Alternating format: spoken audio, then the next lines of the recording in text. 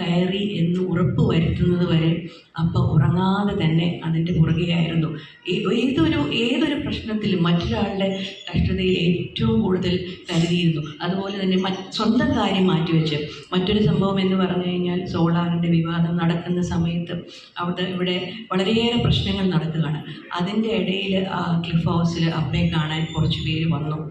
അത് അവരെങ്ങനെ, ഈ പ്രശ്നം നടക്കുന്നതുകൊണ്ട് പൊതുവേ തുറന്നിട്ട വാതിലാണ്, കുറച്ച് ബുദ്ധിമുട്ടായിരുന്നു അകത്തോട്ട് കയറാൻ. പക്ഷെ അവർ അകത്ത് വന്ന് അപ്പയെ കണ്ടത് സത്യം പറഞ്ഞാൽ വർക്കലയിലുള്ള 3 കുടുംബങ്ങളാണ് വന്നിരുന്നത്.